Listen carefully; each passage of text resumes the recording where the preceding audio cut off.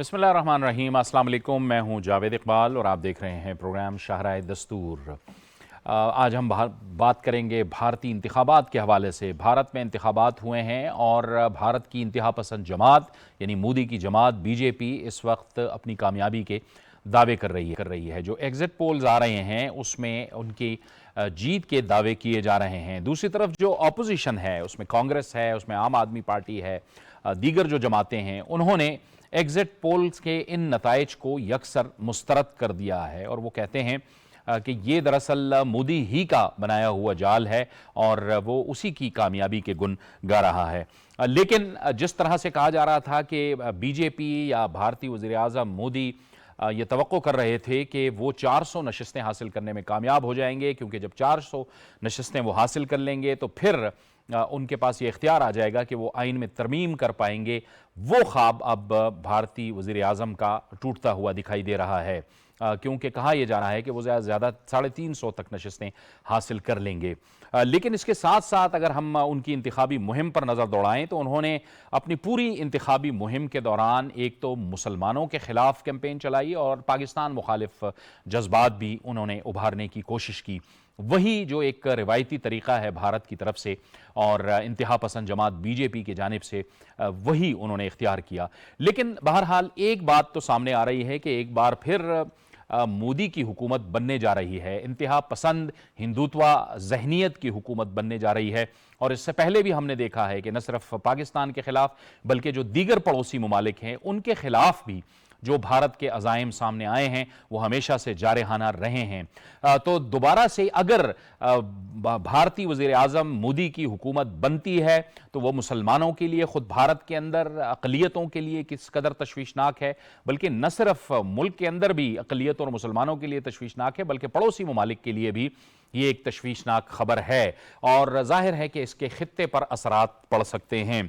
तो एक तो हम अपने प्रोग्राम में भारतीय इंतखाबात के हवाले से बात करेंगे, दूसरा हमारा जो मौजू होगा वो मसला फ़लस्तीन होगा कि रफ़ा में इसराइली दहशतगर्दी जारी है। गज़ा और जो मकबूजा मगरबी किनारा है उस पर भी इसराइली दहशतगर्दी का सिलसिला जारी है।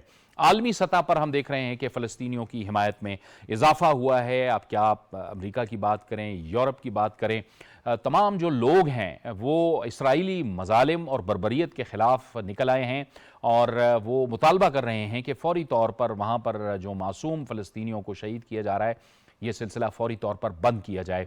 हालिया जो नई इतलात आई हैं उसके मुताबिक सऊदी अरब, उर्दन, तुर्की, मिस्र समेत कई ममालिक ने एक तो फ़लस्तीन में जंगबंदी का मुतालबा किया है और इसके साथ साथ अमरीकी सदर जो बाइडन की जानिब से भी एक नया मंसूबा सामने आ गया है। उसमें सबसे पहले मुकम्मल और हतमी जंगबंदी की बात की गई है, इसके साथ साथ यरगमालियों की रिहाई की बात की गई है और गज़ा की तामीर नौ के हवाले से भी बात की गई है। तो इस मौजू पर भी हम बात करेंगे, लेकिन अपने प्रोग्राम में हम सबसे पहले बात करेंगे भारतीय इंतखाब के हवाले से। मैं मेहमानों का तारुफ करवा दूँ। हमें ज्वाइन कर रहे हैं स्टूडियोज़ में दिफाई तज्ज़ियाकार जनाब ब्रिगेडियर रिटायर्ड मसूद अहमद खान। मसूद साहब आपको खुशामदीद कहते हैं। हमें ज्वाइन कर रहे हैं बैनुल अक़वामी उमूर के माहिर जनाब डॉक्टर मुनव्वर हुसैन। डॉक्टर साहब आपको भी खुशामदीद कहते हैं।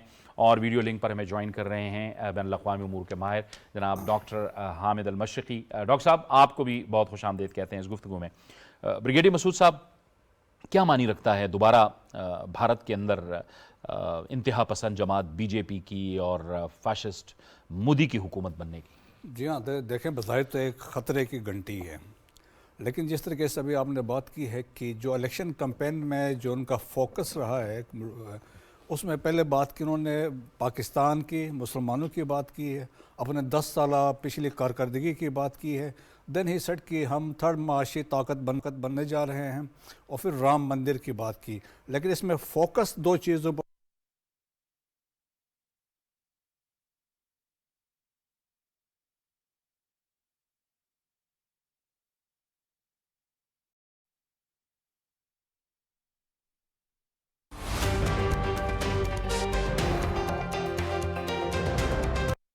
बढ़ता दर्जा हरारत हीट स्ट्रोक का बायस बन सकता है। अगर आप ये अलामात महसूस करें, जैसा कि पसीने का ना आना, चक्कर आना, गर्म, सुर्ख और खुश्क जिल्द, शदीद प्यास लगना, उल्टियों मतली आना या बेहोशी, तो फौरन सायादार और ठंडी जगह पर रुक जाएं। और इमरजेंसी की सूरत में डॉक्टर से रजू करें। अगर आप खुद को हीट वेव से बचाना चाहते हैं तो गर्म मशरूबात से परहेज करें, ठंडे पानी से गुस्ल करें, पानी और मशरूबात का ज्यादा इस्तेमाल करें, सर को ढांप कर रखें, बिला जरूरत गर्मी में बाहर निकलने से इज्तनाब करें। याद रखिए, आपकी थोड़ी सी गफलत जानलेवा साबित हो सकती है। मोहतात रहें, महफूज रहें।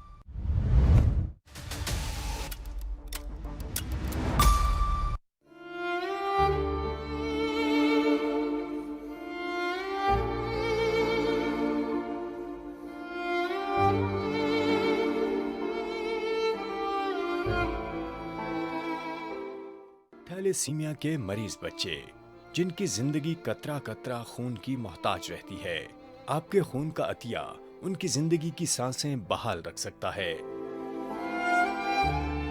तड़पती, सिसकती और बीमारी से लड़ती इन मासूम जानों के लिए आगे बढ़ें और अपने करीबी सेंटर पर खून के अतियात दें। यही इनकी जिंदगी की वाहिद उम्मीद है। इसे टूटने मत दें। आपके खून का अतिया सदकाए जारिया है। खून दें जिंदगी के लिए।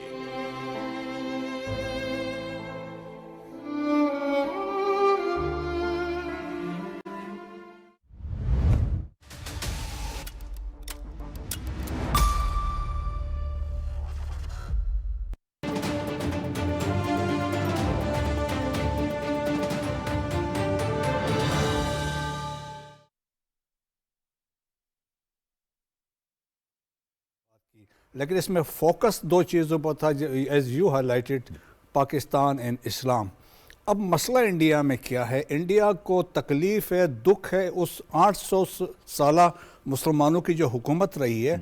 अगर आप देखें कि खुशवंत सिंह ने अपनी किताब में लिखा कि मुसलमान सबसे पहले वेस्ट कोस्ट ऑफ इंडिया में आए। जब वो वहाँ पहुँचे तो लोकल्स ने अपनी जो शादियाँ की, लोकल्स ने अपनी जो उनसे इंटरेक्शन हुआ और शादियाँ हुई। 712 में हम कहते हैं मोहम्मद बिन कासिम यहाँ हमारी तरफ से आया। और इसके बाद देखें कि पहला अटैक जो हुआ 1000 AD में, इट वाज महमूद गजनवी था। और फिर उसके जो अटैक्स थे 1030 तक 17 अटैक्स शामिल हुए। एक्चुअली जाके फिर एस्टेब्लिश हुआ बैटल ऑफ तराइन के बाद। गोरीज ने 1192 में एक स्लेव डायनेस्टी बनी और ये चली 1857 तक, जब वहाँ से वो गदर हुआ और इसके बाद सो एंड सो। तो अब उसको उस चीज़ का दुख है कि मुसलमानों ने इतनी हुकूमत की है और वो चाहते हैं कि वो उस चीज़ से निकले। तो वो एक इसलिए मुसलमानों को फोकस कर रहे हैं, टारगेट कर रहे हैं। और बीजेपी जब बनी थी, देखे जो आरएसएस बनी थी 1925 नागपुर में, इसी चक्कर में बनी थी। तो काउंटर मुस्लिम्स और ये करके महासभा बनी, बीजेपी बनी। और बीजेपी 1980 में 2 सीटें ली एंड 2 इसके बाद सब्सिक्वेंटली कोलिशन पे आए। और देखें 2014 में फिर ये पावर में आए। 2014 के बाद से जो मुसलमानों का हाल हुआ है वहाँ पे, आप देखें गाय के गोश्त खाने पे, गाय के ट्रांसपोर्टेशन पे, और इसके अलावा आप देखें कि कंसेप्ट दिया गया कि लव जहाद की मुसलमान इंडियन ख़वातीन के साथ शादी कर रहे हैं लव के चक्कर में। फिर घर वापसी की बात की गई, उन्होंने कहा जी आप पहले हिंदू थे वापस आ जाएं। इसके बाद देखें सिटीजन अमेंडमेंट एक्ट इंट्रोड्यूस करवाया गया। It was basically facilitating other than Muslims. फिर आसाम के अंदर देखें कि नेशनल रजिस्ट्रेशन ऑफ सिटीज़न लेके आए, जिसमें उन्होंने कहा कि 71 के बाद जितने लोग आए हैं उनको बेदखल करना है। तो वो था। फिर उन्होंने बात की कश्मीर में, उन्होंने डेमोस्ट्रेट किया, 370 ख़त्म किया, 35A ख़त्म किया। तो इस तमाम तनाजुर में फोकस मुसलमानों का था, मुसलमानों को टारगेट किया। सेकंड, पाकिस्तान को कंटिन्यूसली इस पूरे कैंपेन में थ्रेट करते रहे हैं कि हम AJK पे आएंगे, हम गिलगित बल्तिस्तान में जाएंगे। और ये जो रेट्रिक्स थे मोदी ने भी दिए, अमित शाह ने भी दिए, राजनाथ सिंह ने भी दिए।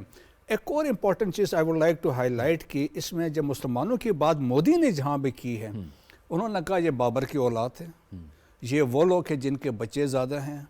और उन्होंने कहा ये कांग्रेस अगर पावर में आती है तो जो हिंदुस्तान की जो दौलत है इनमें तकसीम करेगी। अब इंडिया के अंदर सवाल पैदा हो रहे हैं कि मोदी की जहनी सलाहियत क्या है, क्या वो आउट ऑफ सेंस हो चुके हैं।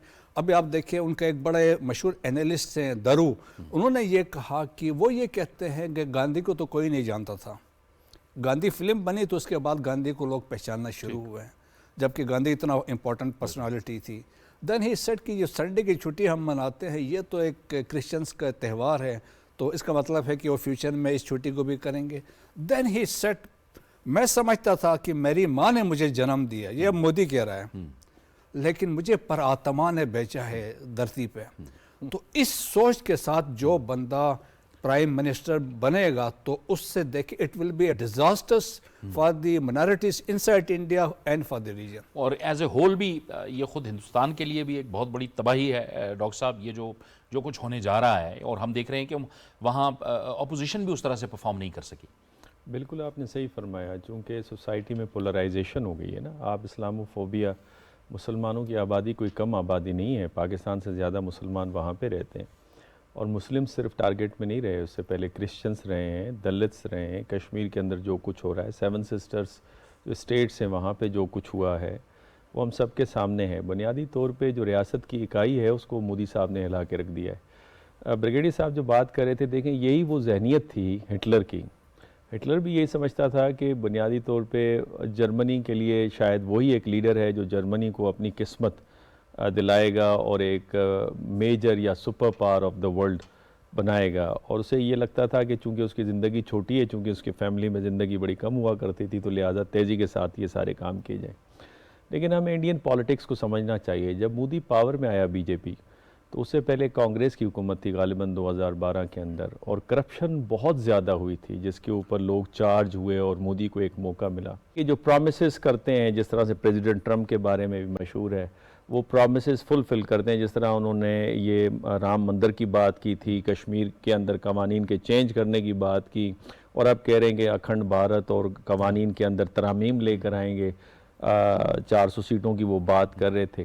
تو اس لیے ان کا ایک کلاؤٹ بنتے ہوئے نظر آیا. لیکن کیا یہ کلاؤٹ حقیقی کلاؤٹ ہے؟ جس طرح گروو راٹھیا کا ذکر کیا بریگیڈیئر صاحب نے، ان کی اپنی گروو راٹھیا کی جو اپنی فالوئنگ ہے وہ 20 ملین سے زیادہ ہے. بی جے پی کی ٹوٹل جو فالوئنگ ہے، سبسکرپشن ہے یوٹیوب کے اوپر، وہ تقریباً 4 ملین ہے، اور 5 ملین ان کے چینلز چل رہے ہیں، اور 5 ملینز کے تحت تقریباً یہ 4 کروڑ انڈینز کو انہوں نے اس کا گھیرا ہوا ہے اس حوالے سے. لیکن اس کے باوجود جو راٹھیا کا جو یوٹیوب کے اوپر جو کرٹیک ہے وہ بڑی ویلڈ ہے. الجزیرہ نے پورا اس کے اوپر رپورٹنگ کی ہے، جس کے اندر وہ بڑا کلیئرلی بتاتا ہے کہ یہ کس طرح سے برین واش کر رہے ہیں، اور برین واش کر رہے ہیں نارتھ انڈیا کو. نارتھ انڈیا میں چونکہ ایجوکیشن کا لیول کم ہے، ریلیجیسلی زیادہ چارج ہیں. حالانکہ آپ اگر ان کا پر کیپٹا انکم دیکھیں تو بڑا لو نظر آتا ہے. 1.5 لاکھ روپے کے اوپر لوگ اپنی جانوں کو بیچ رہے ہیں، اسرائیل جا رہے ہیں اور اسرائیلی فوج کے اندر جا کے بھرتی ہو رہے ہیں. اور پھر جو قرضہ ہے وہ بہت زیادہ ہے. اور اس سے پہلے جو پری پول ریگنگ ہے وہ بڑی واضح ہے، یعنی ہزاروں کروڑ روپے کا جرمانہ عائد کرنا کانگریس کے اوپر اور اپوزیشن لیڈرز کے اوپر، اور جس طرح سے عام پارٹی کے جو سربراہ تھے، جو دلی کے چیف منسٹر تھے، اس کو پابند سلاسل رکھنا اور کوشش کرنا کہ اس کو ملائن کیا جائے. تو پری پول ریگنگ بھی ہوئی ہے اس کے علاوہ. لیکن یہاں پہ پھر سوال یہ پیدا ہوتا ہے کہ ان ساری چیزوں کے باوجود جبکہ یوٹیوب اور سوشل میڈیا پہ اپوزیشن کے لوگ چھائے ہوئے تھے، اپوزیشن سے مراد پولیٹیکل پارٹیز نہیں، لیکن جو بی جے پی کی مخالفت کر رہے تھے، اور بڑے بڑے نام ہیں، جس میں آپ اروندھتی رائے کو لے لیجئے، جس میں برکا دت کو لے لیجئے. لیکن اس کے باوجود میں یہ سمجھتا ہوں کہ کانگریس اور راہل گاندھی وہ نیریٹو نہیں بنا سکے، وہ بیانیہ نہیں دے سکے جو اٹھ سکے جس طرح سے جذبات کے ساتھ کھیلتے ہوئے مودی نے اٹھایا، چاہے وہ پاکستان کے خلاف ہو یا مسلمانوں کے خلاف. ٹھیک، ڈاکٹر حامد صاحب آپ فرمائیے گا، جیسے بات ہو رہی تھی کہ 2019 میں جب مودی نے اپنی انتخابی مہم چلائی تو انہوں نے مقبوضہ کشمیر میں یہ آرٹیکل 370 اور 35A کا ذکر کیا، اور وہ انہوں نے پھر کر کے دکھایا. اب انہوں نے اپنے پارلیمان کے اندر اکھنڈ بھارت کے نقشے لگائے ہوئے ہیں، اس میں تو خطے کے اور بہت سے ممالک ہیں. یہ ایک مضموم قسم کی سازشیں، کوششیں اور اس طرح کے پروپیگنڈے یہ لوگ کرتے رہتے ہیں. کیا اثرات آپ دیکھ رہے ہیں مودی کے دوبارہ حکومت میں آنے کے بعد؟ ایک تو خود بھارت کے اندر جو حالات ہیں اندرونی حالات کے لیے، اور پھر ظاہر ہے اس کے اثرات تو بیرونی طور پہ بھی ہوں گے. جی بالکل ایسے ہی ہے جاوید. سب سے اہم جو افسوسناک کہ خود بھارت کی جو ہندوتو آئیڈیالوجی کی وجہ سے جو پوری سوسائٹی جس بدترین انداز میں پولرائز کر دی گئی ہے، انتہا پسند بنا دی ہے، اور وہ جو ہم کہتے تھے کہ جی وہ 2014 کے بعد سے ہندوتو آئیڈیالوجی میں جس انداز میں چانکیہ آئیڈیالوجی کو فالو کیا گیا اور گاندھی کو قتل کرنے والے گوڈسے کے بت بنا دیے گئے، اس کو ہیرو بنا دیا گیا اور گاندھی کے کریکٹر کو بھی ملائن کیا گیا، اس کے بعد دیکھا جائے تو خود بھارت کے اندر مودی کا جو ہندوتوا جنون ہے، اس کے بہت برے اثرات جو ہیں آئندہ بھارت کو بھی دیکھنے پڑیں گے۔ لیکن موجودہ حالات کے اندر دیکھیں طاقت کا جو نشہ ہوتا ہے اس کے اندر وہ مودی جو ہے وہ اس وقت بدمست ہاتھی کی طرح ہے، بلکہ میں نے ایک کہا کہ یہ میڈ آئیڈیالوجی پہ چل رہا ہے، جس میں اندر یہ جو 3 اہم شخصیات ہیں مودی کی حکومت میں، خود مودی، امیت شاہ اور اجیت دیور، یہ مل کر جو خود ایک طرح سے جو اپنا پاگل پن ظاہر کر رہے ہیں، کہیں وہ پاکستان پر چڑھائی کی باتیں کرتے ہیں، کہیں وہ بات کرتے ہیں، آنکھیں دکھاتے ہیں، کہیں وہ نیپال کی سرحد کو ختم کرنے کی بات کرتے ہیں، بھوٹان کے ساتھ معاملات خراب کرتے ہیں، اور میں آپ کو یہ بھی بتاتا چلوں کہ ایک طرف تو یہ دنیا کی بڑی معاشی طاقت کی باتیں کرتے ہیں، اور دوسری طرف آپ جانتے ہیں کہ ابھی بھی بھارت کی 50% سے زائد آبادی کے پاس ٹوائلٹ ایکسس نہیں ہے۔ دنیا میں سب سے زیادہ جو غربت کی وجہ سے خودکشیاں ہیں وہ بھارت میں ہیں۔ بدقسمتی کی بات یہ ہے کہ ہندوتوا آئیڈیالوجی کو اتنا اس نے بیچ لیا کہ وہ جو راہل گاندھی نے چانکیہ کماری سے سری نگر تک ایک بھارت جوڑو یاترا کی، اس کے اثرات اس طرح نہیں معاشرے پر آئے یا اس کو اس طرح نہیں پبلک نے ایکسپٹ کیا، جس کی میں سمجھتا ہوں بھارت کی بڑی جو ایلیٹ ہے اس نے بھی اہمیت کو مانا۔ لیکن چونکہ پوری دنیا میں اگر آپ دیکھیں، اسرائیل کو دیکھیں، آپ اس کے بعد آسٹریا میں دیکھیں، آپ نے ہالینڈ میں دیکھیں، ایک لہر سی چلی ہوئی ہے جس کے اندر جو ایکسٹریم رائٹ ونگ ہے، جو قدامت پسند جماعتیں ہیں، ان کو جو ہے وہ دوبارہ سے اقتدار مل رہا ہے، اور اس کی ایک وجہ یہ ہے کہ جو لبرل یا جو ہیں کہ متوسط طبقے کی جو جماعتیں ہیں، انہوں نے معاشرے کے اندر انداز میں اپنے آپ مضبوط نہیں کیا، انہوں نے جو مینیفیسٹو ہے یا جو منشور ہے اس کو اس انداز میں پبلک کے اندر ایکسپٹیبل نہیں بنایا۔ اگر خطے کے اندر بھارت مزید اپنے کوئی بھی، میں اس کو کہوں گا شیطانی عزائم کو پورا کرنے کی کوشش کرے گا، چاہے وہ پاکستان آزاد کشمیر پر حملے کی بات ہو یا اکھنڈ بھارت کی بات ہو، تو اس کے اندر آج 21ویں صدی میں چانکیہ آئیڈیالوجی کے تحت ہندو دھرم کے نام کے اوپر آپ پوری دنیا پر یا اس اکھنڈ بھارت پر قبضہ نہیں کر سکتے، بلکہ خود بھارت ایک بہت بڑے جنگ اور خطے میں ڈی اسٹیبلٹی کو جو ہے وہ آواز دے گا، اور اس کے اندر اس کو سمجھنا پڑے گا کہ آپ پاکستان مضبوط ملک ہے، پاکستان کا ایک خطے کے اندر بہت بڑا رول ہے، پاکستان کے ساتھ چائنا بھی کھڑا ہے، پاکستان کے ساتھ بہت ساری اور طاقتیں بھی کھڑی ہیں، امریکہ کی پر یا وہ اپنا اسرائیل کے ساتھ ایک ٹرائی اینگل بنا کے سوچ رہے ہیں کہ وہ والا ماڈل کوشش کرے گا۔ تو میرا یہ ہے کہ سخت قیمت بھی اٹھانی پڑے گی، اور ضرورت اس بات کی ہے کہ انڈیا کے اندر جو تھنک ٹینکس ہیں وہ اس بات کے اوپر بات کریں کہ اکھنڈ بھارت کے نام پر، ہندوتوا کے نام پر اگر اقلیتوں کا اس طرح سے استعمال کیا گیا اور ہمسایہ ممالک سے تعلقات خراب، صحیح۔ یہ بریگیڈیئر مسعود صاحب، یہ تو بھارت کا بہت پرانا خواب ہے نا کہ وہ اس علاقے میں بالادستی اپنی قائم کرے، لیکن پاکستان کے ساتھ جو اس نے کیا اور اس کے ساتھ جو پھر ہوا وہ بھی دنیا نے دیکھا، چین کے ساتھ جو کچھ وہ کرنے کی کوشش کر رہا ہے اور وہ پھر ان کے ساتھ جو کچھ ہوا وہ بھی پوری دنیا نے دیکھا، وہ تو خواب پورا نہیں ہو سکا، چاہے بھلے وہ کسی کی شے پہ بھی کر رہا ہو۔ جی ہاں، دیکھیں ایک تو یہ چیز سمجھنے والی ان کے ہیجمانک ڈیزائنس ہیں، دیٹ از انڈرسٹوڈ۔ پھر اکھنڈ بھارت کی بات کرتے ہیں، ابھی جو انہوں نے نئی بلڈنگ بنائی تھی اس میں اکھنڈ بھارت کا ایک میپ بنایا ہوا ہے، جس میں افغانستان بھی شامل ہے، پاکستان بھی ہے، بھوٹان، بنگلہ دیش سارے شامل، دیٹ از اکھنڈ بھارت۔ اور ان کا جو سنگھ پریوار کا کہنا ہے all that south of Himalayas north of Indian Ocean is Akhand Bharat, تو اس حساب سے ان کی ایک سوچ ہے۔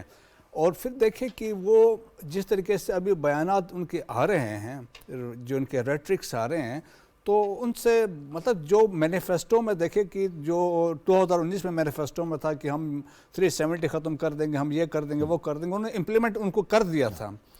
اب ریٹرکس میں انہوں نے کہا کہ ہم پتہ نہیں AJK میں آئیں گے، ہم گلگت بلتستان جائیں گے، ہم یہ کر دیں گے، اور ایک قسم کا وہ ہے انٹرنیشنلی پھر چائنا کے ساتھ جہاں آپ نے مینشن کیا ہے، چائنا تو ان کو وہ مارا ہے چائنا نے. اور دیکھیں without firing a but Galwan میں کیا ہوا. And today China has occupied 2500 square kilometres of area in Ladakh, جبکہ مودی یہ ڈرم بیٹ کرتا رہا کہ 1 انچ زمین بھی نہیں دی ہے. اور چائنا نے کہا ہم آئے ہیں، ہم جائیں گے یہاں سے نہیں. تو چائنیز کے پیچھے ان کی جرت نہیں ہے.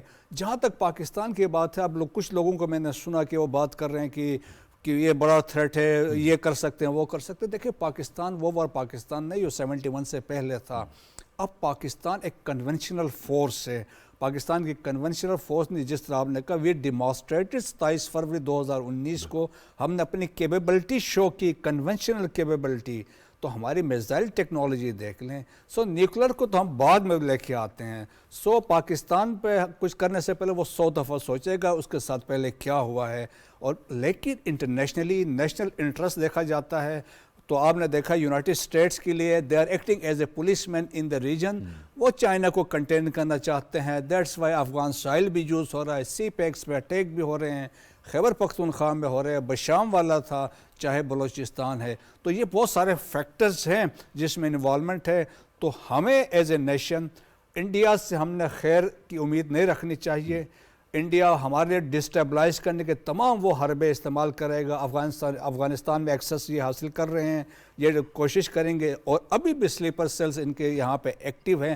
اور پھر یہ کچھ لوگوں نے یہ بھی بات کی تھی ہمیں ٹریڈ ان کے ساتھ کرنے چاہیے. کسی صورت میں یہ ممکن ہی نہیں ہے انلیس جموں اینڈ کشمیر پہ کوئی بات چیت نہیں ہوتی ہے. بالکل صحیح، بالکل صحیح. ڈیزائن تو ہیں ڈاکٹر صاحب ان کے. پاکستان اور چین کو لے لیں، نہ صرف پاکستان اور چین بلکہ جو دیگر جو چھوٹے ممالک ہیں ان کے ساتھ بھی ان کے تعلقات اس طرح سے نہیں ہیں، اور وہ بھی تشویش میں ہی مبتلا نظر آتے ہیں. تو یہ ان کا دوبارہ سے آنا، وہی ہندوتوا مائنڈ سیٹ، وہ ظاہر ہے ان کے ریلیشن شپ پہ اثر انداز تو ہوتا. یہ بڑا اچھا پہلو آپ نے اس کو آشکار کیا. دیکھیں ود ان انڈیا تو مودی صاحب کے آنے سے جو نقصان ہوگا سو ہوگا، لیکن خطے کے اندر جو ڈی اسٹیبلائزیشن ہے وہ بہت نمایاں ہے. یعنی مالدیوز کے ساتھ جو ان کے ریلیشن شپ، آؤٹ انڈیا کی جو تحریک چلی، نیپال نے اپنے نقشوں کو جاری کیا اور بتایا کہ یہ ہماری زمین کے کچھ حصوں پہ آپ قابض ہیں. بنگلہ دیش کے اندر بڑے ڈیمانسٹریشن ہوتے رہے حسینہ معین کے خلاف بھی اور انڈیا کے خلاف بھی کہ ہمارے سیاسی معاملات کے اندر مداخلت کر رہا ہے. سری لنکا نے پروٹیسٹ کیا ہے کہ ہمارے جزیرے کے اوپر ایک ان کی آنکھیں ہیں. پاکستان کے ساتھ تو پرانی دشمنی ہے. تو مودی نے حقیقت میں اگر آپ دیکھیں تو بھارت کو آئسولیٹ کروا دیا ہے. اور چائنا نے بڑی خوبصورتی کے ساتھ، جو کہ کام شاید ہم نہیں کر سکے جو چائنا کر پایا، کہ ہر اس پڑوسی ملک جو بھارت کا پڑوسی ملک ہے وہ چائنا کا اس کے ساتھ رشتہ، اور چائنا کا بھی پڑوسی ملک ہے جہاں پہ جا کے انہوں نے انویسٹمنٹ کی ہے. تھوڑی سی میں ایک بات اور بھی کرتا چلوں. پاکستان میں کچھ ہماری جو پولیٹیکل فگرز ہیں ان کو مس پرسیپشن ہے ایک بہت بڑی. اور مس پرسیپشن یہ ہے کہ وہ سمجھتے ہیں کہ بھارتیہ جنتا پارٹی کے مودی صاحب اگر دوبارہ پاور میں آئیں گے تو پاکستان کے ساتھ تعلقات کو نارملائز کریں گے، جس طرح سے واجپئی نے کیا تھا. ہماری پولیٹیکل فگرز یہ نہیں سمجھتے کہ واجپئی صاحب جو تھے وہ انٹلیکچولی بڑے ساؤنڈ تھے، پوئٹ تھے، ان کا ایستھیٹک سینس بڑا زبردست تھا. تو وہ آ گئے لاہور کے اوپر معاہدہ کرنے کے لیے. مودی کا نہ وہ ایستھیٹک سینس ہے، نہ اس کا وہ بیک گراؤنڈ ہے، نہ انٹلیکچولی وہ اتنا ساؤنڈ ہے. دوسرا یہ ہمیں یہ بھی سمجھنا چاہیے کہ اس وقت بھارتیوں کا مائنڈ سیٹ کیا ہے، ان کے پالیسی میکرز کی، جس کا ذکر ہمارے دونوں مہمانوں نے کیا. جو مودی صاحب کی کلوز ٹیم ہے وہ یہ پوچھتے ہیں کہ پاکستان بھارت کو کیا دے سکتا ہے. کمزور پاکستان معاشی اور سیاسی لحاظ سے بھارت کو کیا دے گا. اور وہ یہ سمجھتے ہیں کہ پاکستان اس سچویشن میں جتنی پاکستان سے کنڈیشنز منوا سکتے ہیں کشمیر کے معاملے کے اوپر، ٹرانزٹ روٹ کے معاملے کے اوپر، بھارت کی اجارہ داری خطے کے حوالے سے، وہ آپ منوا لیں. کچھ چیزوں پہ کچھ ریڈ لائنز کو ہم نے ایکسیپٹ کیا ہے بالفرض. ہم یہ سمجھتے ہیں کہ جو ویسٹ ہے اس کا جھکاؤ بھارت کی طرف سے اپنے مفادات کی خاطر، چاہے چائنا کو کنٹین کرنا چاہیں یا منڈی کے حوالے سے.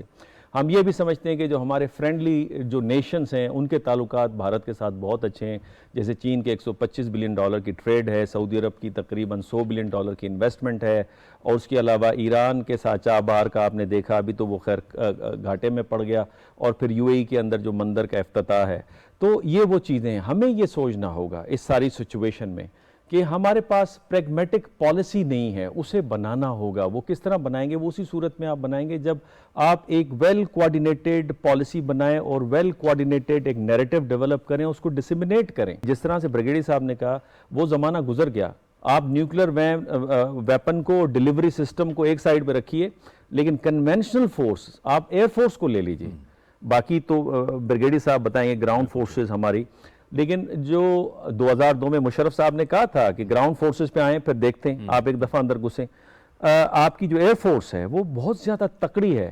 اور آخری بات یہ کہ چائنا نے بارڈر کے اوپر J-20 لگانے شروع کر دیے ہیں. انڈیا تو ابھی سے بہت پریشان ہے کہ کیا اس کو روک سکتا ہے، اتنے اس کے پاس رافیل یا اتنے جیٹ فائٹرز موجود ہیں. میں سمجھتا ہوں انڈیا کوئی اتنی بہتر پوزیشن کے اندر نہیں ہے. ہاں، ہمیں اپنی اکانومی، اپنے اندر جو پولیٹیکل آرڈر ہے اس کو ہمیں ٹھیک کرنا ہوگا، اور نیا سوشل کانٹریکٹ کی ضرورت ہے، اور کوآرڈینیشن کے ساتھ جس میں اکیڈیمیا ہے، میڈیا ہے، پریکٹیشنرز ہیں، ڈپلومیٹس ہیں، پولیٹیشنز ہیں. ہم سب کو مل بیٹھ کر ایک پالیسی کو چارٹ ڈاؤن کرنا پڑے گا اور ایک نیریٹو بنانا پڑے گا. نیریٹو بنانا پڑے گا اور بہت سوچ سمجھ کے ساتھ آگے بڑھنا پڑے گا. اور اس وقت ظاہر ہے پھر آنے والے ہفتے میں وزیر اعظم شہباز شریف چین کا بھی دورہ کر رہے ہیں. یہ بھی ایک بڑا اہم دورہ ہوگا، اور ظاہر ہے چین اور پاکستان کا اس خطے میں امن کے حوالے سے بھی بڑا اہم کردار ہے، اور پھر اقتصادی جو ایک راہداری یا پھر اقتصادی ایک رابطہ کاری ہے مختلف ممالک کے درمیان، اس میں بھی بڑا اہم کردار ہوگا. ایک بریک کا وقت ہوا چاہتا ہے، اور بریک کے بعد ہم بات کریں گے مسئلہ فلسطین کے حوالے سے کہ وہاں پر اب بھی جو اسرائیلی بربریت ہے اس کا سلسلہ جاری ہے. ایک بریک کے بعد.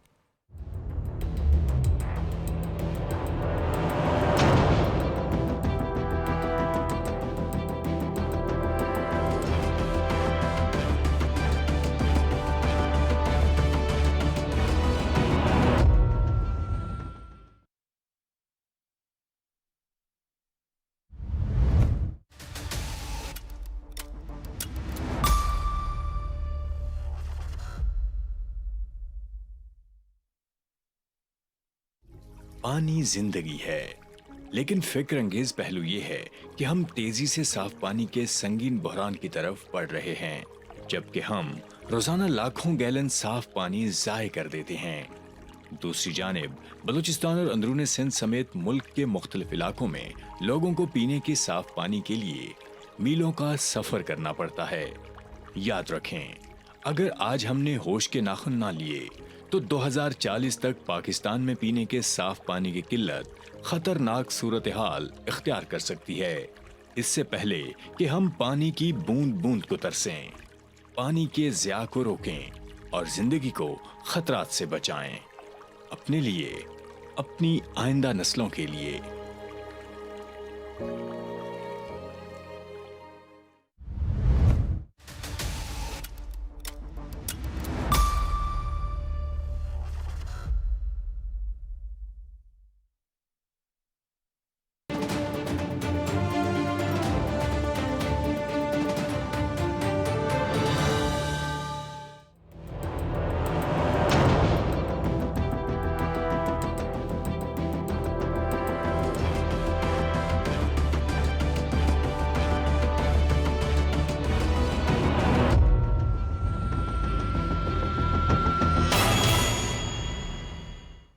بریک کے بعد ایک بار پھر آپ کو خوش آمدید کہتے ہیں، اور پروگرام کے اس مرحلے میں ہم بات کریں گے اسرائیل جو کچھ رفح، غزہ اور مقبوضہ مغربی کنارے میں کر رہا ہے، بدترین دہشت گردی وہاں پہ کر رہا ہے، اور عالمی سطح پر ایک نئی کوشش کا آغاز بھی ہو چکا ہے کہ وہاں پر ہر صورت میں جنگ بندی کی جائے اور اسرائیلی بربریت کا خاتمہ کیا جائے. تو اس پر ہم گفتگو کو آگے بڑھاتے ہیں. ڈاکٹر حامد مشرقی صاحب، ظاہر ہے نئے منصوبے بھی آ رہے ہیں، امریکی صدر کی جانب سے بھی ایک منصوبہ پیش ہو گیا ہے، اور ظاہر ہے جو دیگر عرب ممالک ہیں، جو دیگر طاقتور ممالک ہیں، وہ بھی اسرائیل پر زور ڈال رہے ہیں. لیکن باوجود اس کے کہ منصوبے بھی پیش ہو رہے ہیں، لیکن اسرائیل کی جو بربریت ہے وہ اب بھی جاری ہے فلسطین میں. جی بالکل جاوید صاحب، بات یہ ہے کہ اسرائیل کو روکنے والا طاقت ہے امریکہ، اور امریکہ نے پچھلے 6-7 مہینے میں 7 اکتوبر سے لے کر اب تک جس انداز میں غیر مشروط حمایت کی اسرائیل کی، اس نے نیتن یاہو کو، جس کو کہتے ہیں نا بے لگام گھوڑا بنا دیا، ایک ایسا شخص جس نے تمام دنیا کے جنگی قوانین، اخلاقی قوانین اور سب کی جو ہے وہ دھجیاں اڑا کے رکھ دی۔ بلکہ آپ نے دیکھا کہ جو انٹرنیشنل کرمنل کورٹ کا بھی جو جسٹس کا فیصلہ آیا، اس کے اندر اس کو کہا گیا کہ فوری طور پر جنگ بندی کرے، لیکن انہوں نے اس فیصلے کو بھی اڑا کے رکھ دیا۔ اب 40,000 کے قریب معصوم فلسطینیوں کی شہادتوں کے بعد ایک طرف وہاں کی نسل کشی کی جا رہی ہے، غزہ میں جو کچھ ہوا پوری دنیا نے دیکھا، اس سب کے بعد اگر جو بائیڈن نے جو ابھی منصوبہ دیا اس سیز فائر کے حوالے سے، 3 سٹیجز کے حوالے سے، اس منصوبے کے اوپر بھی فوری طور پر جو نیتن یاہو کی کابینہ ہے اس کے اندر بھی بات آ گئی تھی کہ 2 وزراء نے کہا جی کہ اگر اس پر عمل کیا گیا تو ہم استعفیٰ دے دیں گے۔ یعنی کہ ایک ایسی جس کو کہتے ہیں جنونیت سوار ہے اسرائیل کی حکومت اور ان کے جو افواج کے اوپر، IDF کے اوپر، کہ وہ کسی بھی انداز میں اب مکمل طور پر غزہ کو ملیا میٹ کر کے بھی ختم کرنا چاہتے ہیں۔ لیکن یہاں پر میں یہ سمجھتا ہوں کہ جو دنیا کے اندر جو اوسلو ایگریمنٹ ہوا، 2 ریاستی منصوبے کی بات ہوئی، اس کے بعد ہم نے دیکھا کہ اس انتفاضہ ہوتا ہے، سب کچھ ہوتا ہے، لیکن بدقسمتی یہ ہے کہ کوئی بھی اسرائیل کو اس کے جنگی جرائم کے اوپر پچھلے 70 سال میں اور خصوصاً پچھلے 20 سال میں جواب دہ نہیں ٹھہرایا جاتا۔ ایک طرف تو امریکہ بات کرتا ہے اس امن منصوبے کی، اور دوسری جانب کہہ دیتا ہے جی کہ جو انٹرنیشنل ICJ نے جو فیصلہ دیا ہے اس کو نیتن یاہو نہ بھی مانے تو اس سے کوئی فرق نہیں پڑتا۔ میں یہ کہوں گا کہ اب اردن نے، سعودی عرب نے، قطر نے، پاکستان نے، بہت سارے ممالک اس کوشش میں ہیں کہ کسی بھی حالت میں سیز فائر ہونا چاہیے، فلسطینیوں کا قتل عام بند ہونا چاہیے، لیکن اس کے ساتھ ساتھ پائیدار حل کے لیے بات ہونا بہت ضروری ہے۔ جب تک پائیدار مستقل امن کی بات نہیں ہوگی جس میں فلسطینیوں کی ریاست اور ان کے حقوق کو نہ مانا جائے گا، میں سمجھتا ہوں یہ خطہ جو ہے یہ ایک آتش فشاں کی طرح ہے، جو آتش فشاں ہر چند سال بعد پھٹتا رہے گا۔ اس کا مستقل حل کے لیے امریکہ کو خود کوئی فیصلہ کرنا ہوگا اور اسرائیل پر دباؤ ڈالنا ہوگا۔ ٹھیک ہے ڈاکٹر منور صاحب، اس میں ہم دیکھ رہے ہیں کہ ICJ کا ایک بڑا مضبوط فیصلہ آیا، اور پھر اسپین سمیت 3 ممالک نے بھی بڑا ایک فلسطین کو آزاد ریاست تسلیم کیا۔ ایک زبردست قسم کے یہ فیصلے تھے جو آئے ہیں۔ اسرائیل میں بہت اس وقت سخت پریشر آپ کو نظر آتا ہے، انٹرنلی بھی اور ایکسٹرنلی بھی۔ آپ انٹرنلی دیکھیں تو اسرائیل کے اندر بہت بڑے پروٹیسٹ ہو رہے ہیں، اور اسپیشلی ان فیملیز کی طرف سے جن کے لوگ ہاسٹیج ہیں اس وقت حماس کے ہاتھ کے اندر، اور وہ ڈیمانڈ کر رہے ہیں کہ آپ جو میڈیٹرز ہیں ان کے پروپوزلز کو ایکسیپٹ کریں، چاہے وہ US سے آ رہا ہے، قطر سے آ رہا ہے، ایجپٹ سے آ رہا ہے۔ دوسرا، اگر ریجن کے اندر دیکھیں تو نان اسٹیٹ ایکٹرز جس طرح کا پریشر بلڈ اپ کیے کھڑے ہیں، اور میں یہ کہتا ہوں کہ ریاست کے اسٹرکچر کو یہ خطرہ بھی ہے۔ جب ریاستیں اپنا کام پورا نہیں کرتی تو نان اسٹیٹ ایکٹرز نے سامنے آنا ہے، اور غالباً ریاستوں سے زیادہ منظم نظر آتے ہیں، چونکہ IR کے اندر ہم ہمیشہ کہتے ہیں کہ جو آرگنائزڈ مائنورٹی ہوتی ہے وہ ڈس آرگنائزڈ میجورٹی کے اوپر رول کرتی ہے۔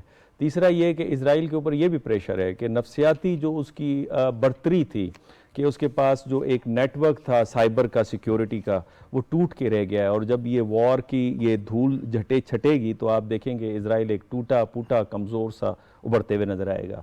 انٹرنیشنل فورمز کے اوپر آپ دیکھیں، ابھی جمعرات کو پریزیڈنٹ زی نے ایک کانفرنس کی ہے عرب رہنماؤں کو اور دنیا کے ڈپلومیٹس کے ساتھ، جس میں انہوں نے امن کانفرنس کی ڈیمانڈ کی ہے فلسطین کے اوپر۔ ICJ کا آپ نے ذکر کیا، جو امید ہی ہم نے لگا کے بیٹھے تھے، اور نان مسلم یعنی ساؤتھ افریقہ اور باقی نان مسلم ریاستوں کی سپورٹ، اور بعد میں کچھ مسلم ریاستوں کا پیچھے کھڑا ہونا، یہ ایک بہت بڑی آپ کو نظر آتی ہے۔ اور ہمیں یہ تسلیم کرنا چاہیے کہ امریکہ جو ہے اس کا جو اس وقت پروپوزل آیا ہے جو بائیڈن کا، اسے ہمیں ویلکم کرنا چاہیے۔ امریکہ ڈکلائننگ پاور ہے، لیکن اب بھی اس کے پاس لیوریج ہے دنیا کے ہر حصے کے اوپر کہ وہ امن کے لیے، سیز فائر کے لیے اپنا اثر و رسوخ استعمال کر سکتا ہے۔ لیکن ہمیں یہ حقیقت بھی سمجھنا چاہیے کہ 1960s کے جو نیشنل سیکیورٹی ڈاکومنٹ آپ امریکہ کے دیکھیں، اس میں وہ کہتے ہیں کہ اسرائیل ان کی آؤٹ پوسٹ ہے، اسٹریٹجک آؤٹ پوسٹ ہے، لیکن اب مجھے لگتا ہے کہ امریکہ آؤٹ پوسٹ بن گیا ہے اسرائیل کی، چونکہ نیتن یاہو ہمیشہ یہ کہتے ہیں، ابھی بھی پروپوزل کو ٹھکراتے ہوئے کہا کہ long standing and of Israel جب تک فلفل نہیں ہوگا، یعنی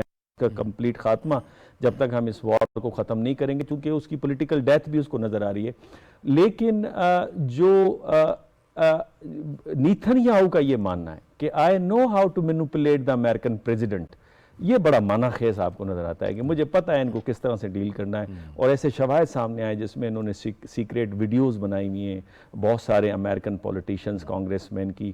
ماضی میں مونیکا لیوینسکی کا جو کیس ہوا تھا پریزیڈنٹ کلنٹن کے حوالے سے، وہ بھی ان کی طرف سے انسٹال کی ہوئی تھی اس میں وائٹ ہاؤس کے اندر. تو بڑی ایک اسٹرانگ لابی نظر آتی ہے. یہاں تک یونیورسٹیز میں جو 200 بلینئرز نے کہ ہم آپ کا خرچہ اٹھائیں گے، آپ ان ڈیمانسٹریشنز کو ختم کریں، وہ کون ہیں؟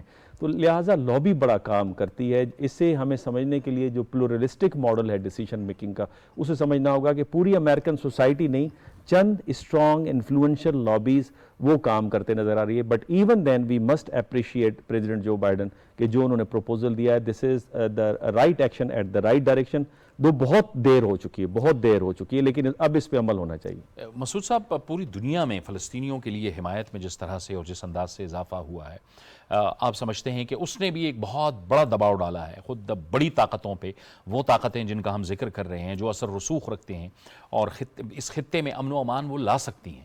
جی ہاں، بالکل صحیح ہے. دیکھیں 193 کنٹریز ہیں، ان میں سے 146 نے اس فلسطین کو ریکگنائز کر لیا ہے. اب ریسنٹ جو ڈیولپمنٹس ہوئی جس میں ناروے نے، اسپین نے، آئرلینڈ نے کیا، فالوڈ بائی سلوینیا نے بھی کر دیا ہے، اب مالٹا اور بیلجیم نے بھی کرنا ہے. تو ایک یورپین یونین کے اندر سے بھی دیکھ لیں کہ جو پرو امریکن جو گروپس تھے وہ ابھی اس کو ریکگنائز کر رہے ہیں. انہوں نے ریئلائز کی، جس طرح آج آپ نے دیکھا ایک جہاز 27 ٹن ایکسپلوسیو لے کے جو انڈیا چینائی سے نکلا تھا تو اسپین نے الاؤ نہیں کیا، لنگر انداز نہیں کیا اس نے، لیکن یہ جہاز ایک بہت لمبا راستہ اختیار کر کے گیا. تو اس کا مطلب ہے انڈیا بھی اس جینوسائیڈ میں برابر کا شریک ہے. لیکن میں اس میں ایک چیز ہائی لائٹ کرنا چاہتا ہوں، دی امپورٹنس آف رفح. ابھی دیکھیں اسرائیلی ایڈمنٹ کیوں ہے کہ وہ رفح میں جا کے ہم نے آپریشن کرنا ہے. اب رفح دیکھیں کہ آخر میں یہ لاسٹ سٹی ہے یا سمجھ لیجیے ڈسٹرکٹ ہے، تو اس کے رفح کراسنگ ہے، تو نیکسٹ از ایجپٹ. تو اسرائیل کا ماننا ہے کہ ٹنل نیٹ ورک یہاں پہ موجود ہے اور جس سے ویپنز کی سمگلنگ ہوتی ہے، دیٹ از ون تھنگ. اور ملٹری اور پولیٹیکل لیڈرشپ بھی یہاں پہ ہے. تھرڈ، وہ سمجھتے ہیں ہوسٹیجز جو ہیں وہ بھی اس علاقے میں یہاں پہ موجود ہیں. تو دیٹس وائی آپ دیکھیں ریسنٹلی 2 دن پہلے انہوں نے فیلڈیلفی جو ایک کاریڈور تھی 14 کلومیٹر لانگ، انہوں نے اس کو اکوپائی کر لیا. دیئر بائی مینس اس کا مطلب کیا ہے کہ جو بارڈر کراسنگ ہے ایجپٹ کے ساتھ وہ اسرائیل نے ٹیک اوور کر لیا ہے بائی ریپلیسنگ ایجپشنز. تو آپ نے ابھی خبر ریسنٹلی سنی ہوگی کہ آپس میں ان کی فائرنگ ہوئی تھی، ایک ایجپشن مارا گیا تھا. تو there is a tense situation between Israelis and Egyptians کہ اس کے درمیان بھی وہاں پہ ہے. ایجپشنز کو فیئر ہے کہ یہاں سے ایگزوڈس آف ریفیوجیز ہو سکتا ہے، وہاں پہ آ جائیں. اور ایٹ دی سیم ٹائم جس طرح نیتن یاہو چاہتا ہے یہ پرولانگ ہو وار، کیونکہ واپسی اس کے لیے ممکن نہیں ہے کیونکہ اس کی پولیٹیکل ڈیتھ ہو جائے گی. اب جو پرپوزلس ابھی جس طرح بات ہو رہی ہے جو بائیڈن نے دیا، دیکھیں بائیڈن نے پہلے کہا 6 ویکس کی سیز فائر ہونا چاہیے، اور اس کے بعد انہوں نے کہا there should be a surge of the humanitarian aid اس میں آنے چاہیے. پھر انہوں نے کہا ایکسچینج آف ہوسٹیجز وغیرہ ہونے چاہیے. اس کے بعد انہوں نے کہا پھر ہم ریکنسٹرکشن کریں گے. میرے خیال میں تو یہ ایکسیپٹیبل ہے. اور اسرائیل کے کیبنٹ کے اندر بھی بہت سارے لوگوں نے کہا یہ ٹھیک ہے. صرف جو ہے کہ نیتن یاہو اور الٹرا جو نیشنلسٹ ہیں وہ اس کو اپوز کر رہے ہیں، ہوسٹیجز کے فیملیز اس کو ویلکم کر رہے ہیں. میرے خیال میں لائکلی ہے کہ بائیڈن یا Americans they will prevail, they have the potentials کہ کچھ نہ کچھ بہتری کی طرف یہ حالات جائیں گے. اچھا، لیکن یہ ڈاکٹر احمد مشرقی صاحب جب ہم بات کر رہے ہیں کہ یہ ایک جہاز جو ہے وہ بھارت سے ہوتا ہوا اسلحہ گولہ بارود لے کے جا رہا تھا اور اسپین نے اس کو منع کر دیا لنگر انداز ہونے سے، کیونکہ اسپین ظاہر ہے اس نے ایک اپنی پالیسی اپنائی ہے، فلسطین کو آزاد ریاست اسے تسلیم کیا ہے. یہ نیکسس ہے ایک قسم کا اسرائیل اور بھارت کا. بھارت وہی طریقے وہی ٹیکنیک استعمال کرتا ہے مقبوضہ کشمیر میں، اور اسرائیل جو ہے وہ فلسطین میں اپنی بربریت کر رہا ہے. یہ نیکسس ہے بہت بڑا. بالکل ڈیفینیٹلی. دیکھیے بات یہ ہے کہ آپ نے دیکھا ہوگا کہ جب 2019 میں جب یہ 370 اور 35A کی ایپلیکیشن کی بات ہوتی ہے یا جس انداز میں کشمیریوں کے ساتھ کیا جاتا ہے، یہ مکمل طور پر انہوں نے وہ اسرائیل ماڈل کاپی کیا ہے، ان کو فائنینشلی ان کو ڈیمیج کیا ہے، اس کے بعد ان کی جو ہے جس انداز میں ان کو کنٹرول کیا گیا. میں یہ سمجھتا ہوں کہ یہ پورے خطے کے لیے بڑی خطرناک صورتحال ہے. جس انداز میں کھلے عام اس جنگ میں بھارت جو ہے وہ نہ صرف اپنا ناپاک رول ادا کر رہا ہے بلکہ اتنا قتل و غارت کر رہا ہے جو اسرائیل کا اس کو پورا سپورٹ کر رہا ہے لاجسٹیکلی.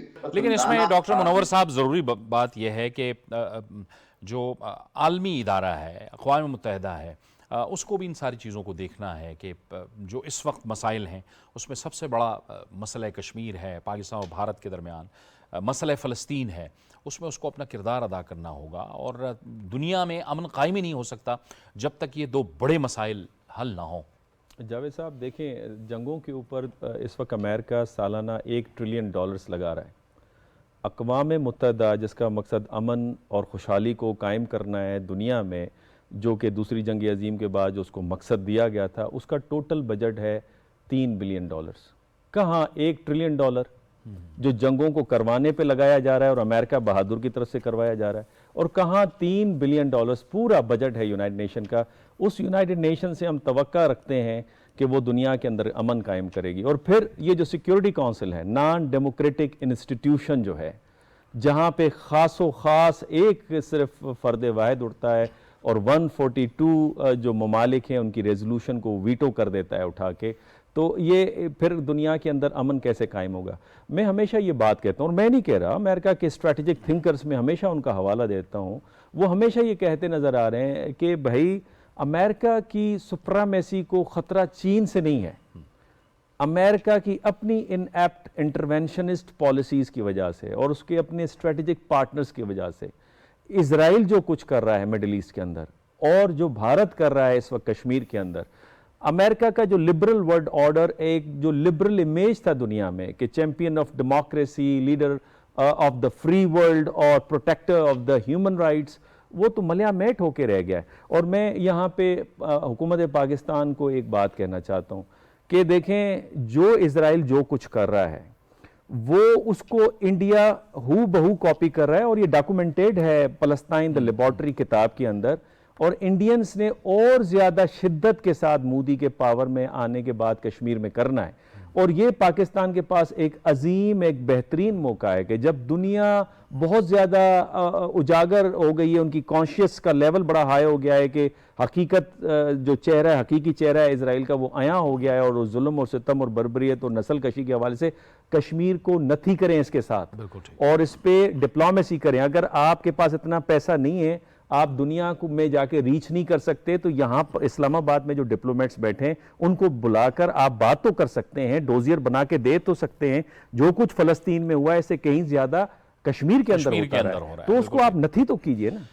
ایک تو وہی جو ہم بات کر رہے تھے کہ ایک تو اسرائیلی حکومت کو بھی بہت سخت تنقید کا سامنا ہے، اور دوسری طرف انتہا پسندی کی بنیاد پر مودی کو بھی عالمی سطح پر تنقید کا سامنا ہے. یہ دونوں ایک طرح کے ماڈل پہ چل رہے ہیں.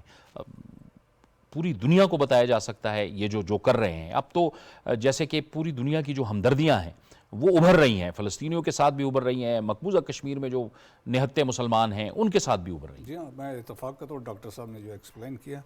تھوڑا سا میں نیکسس بتاؤں نا کس طریقے سے نیکسس ہے. نیکسس دیکھیں کہ جب ہم اسرائیل کا اور انڈیا کا فوکس ہے مسلمان، ابھی ان کا نیکسس کیا ہے دیکھیں. 65 وار 71 وار میں اسرائیل نے ان کی مدد کی.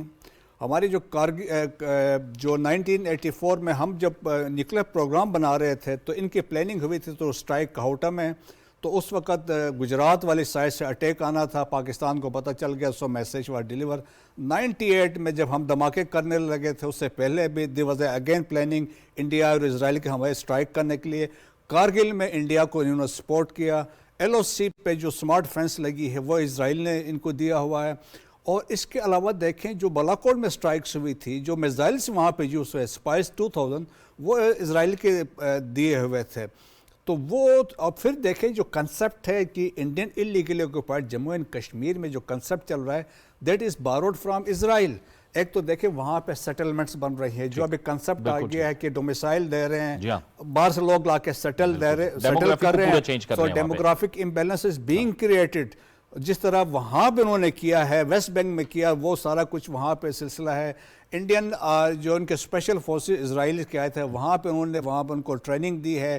ڈی لمیٹیشنز کر رہے ہیں اسی لائنس پہ تاکہ جموں میں میجارٹی آ جائے، وہیں سے زیادہ بی جے پی کے لوگ کہیں. الٹیمیٹلی وہاں پہ ایک قسم کا جو چیف منسٹر جو ہو ان کا ایک ہندو چیف منسٹر لے کے آئے ہیں.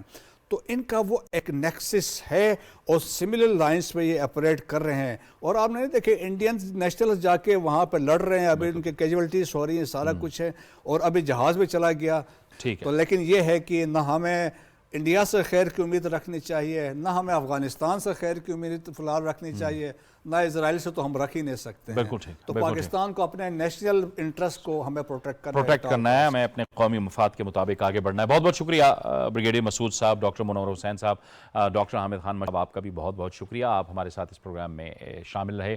عالمی برادری کو اور عالمی اداروں کو یہ سمجھنا ہوگا کہ مسئلہ فلسطین اور مسئلہ کشمیر یہ دو بڑے مسائل ہیں. جب تک یہ حل نہیں ہوں گے ان خطوں میں امن کا آنا ایک خواب ہی سمجھا جا سکتا ہے. اجازت دیجیے، اللہ حافظ.